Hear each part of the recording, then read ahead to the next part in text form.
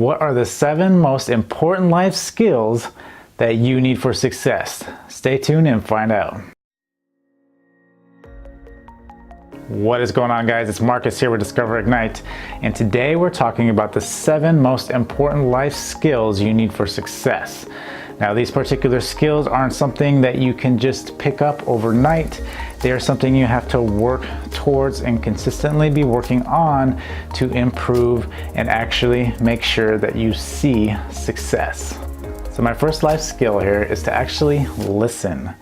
A lot of people might think that you're listening, but the truth to the matter is that there's been research to show that us as human beings, we actually are more concerned about what we're going to be saying next, as opposed to listening to what that person is telling us and then coming up with a conclusion and actually giving a response, instead of, again, worrying about what the next thing is that we're going to say. If we can actually pick up on what that person is telling us and hold back for a second, allow us to process and actually give them good feedback on what they're actually asking.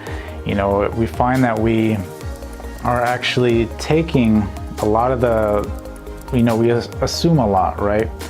And our bodies naturally seem to just fill in the blanks, as opposed to listening to the full details of the story of somebody, or what somebody's telling us, or whatever it is they're trying to explain to us. So my biggest thing here would be just to understand that and to actually step back for a second and just listen to what they have to say, and don't actually provide an opinion about something until they are completely done, and allow people to give their full opinion about something without actually saying anything and tainting what they might be saying. And this allows them to go through the full thought process and give all details. Now, if you're going to come out and try to be eager to tell them something right off the bat, you're going to actually find out that they might actually hold some things back, and they may not actually tell you everything.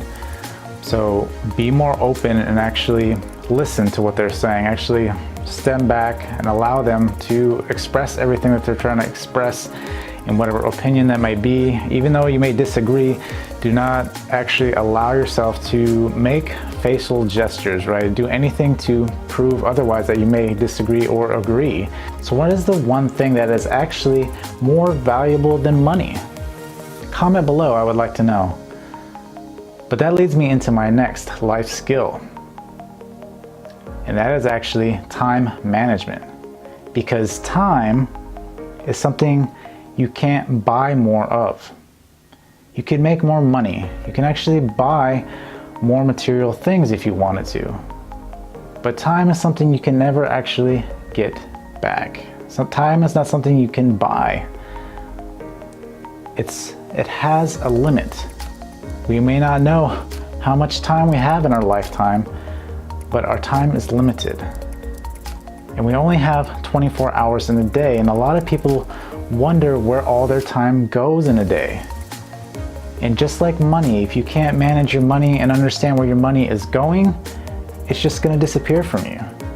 So how would you fix a money issue? You would track your money. You would find out where your money was going. It's the same with time. You need to track where your time's going. You need to plan out your day and actually squeeze in whatever you're trying to accomplish in that day. Make sure it gets done. Make sure that there's time allotted for it. And the best way, to do this is to write it down, to plan the day. And yes, things do happen throughout the day, so you have to incorporate that into your plans, because not everything does go according to plan. But if you can plan at least 1 to 2 things that you need to get done every day to make sure you're inching forward to your goals, to the things you want to achieve in life, it is good to manage your time, good to write it down and understand where that time is going. So this actually leads me into my next life skill, and that is being present. Now, I talk about being present quite a few times throughout my videos, and there's a good reason for that. Because not only do you want to be dwelling in the past, And you don't want to be thinking too much in the future because you're going to miss what's going on in the present. The present is what actually controls both if you think about it. Present makes the past, and present dictates the future. So if you are not present, you're going to miss out on both. You know, the past is our past, and if there's something that's dwelling, it's going to hold you back from the present. It's going to hold you back from the future. And the future is just going to be hopes and dreams. But if you're not doing anything in the present, those hopes and dreams aren't going to become reality. You have to stay in the present. And that takes time and effort. It takes a lot of focus. But this life skill, if you can stay in the present, you know, you can write your future and you can create a better past time. If your past was, you know, not so great, you can rewrite your past by filling it with great things. But that means you have to stay in the present. So my next thing is consistency. Consistency is such a big thing because a lot of people won't see results. Nobody actually sees results from the beginning. It takes time and it takes effort. And some things will take a lot more effort than other things, and you have to realize that and to understand that you have to be consistent. It's the little steps that you take every day that will eventually compound into the bigger achievements, the bigger goals. But if you're not taking those consistent steps every day, you have nothing to compound. You have nothing to build up to that. You're just going to be discouraged, and you're going to be upset because you're not getting the results as quick as you want them. So just know that consistency, the day-by-day steps, and expect nothing in return, but just know that eventually it will pay off, because it will. Just be consistent. So the next one I have for you guys is actually positive thinking.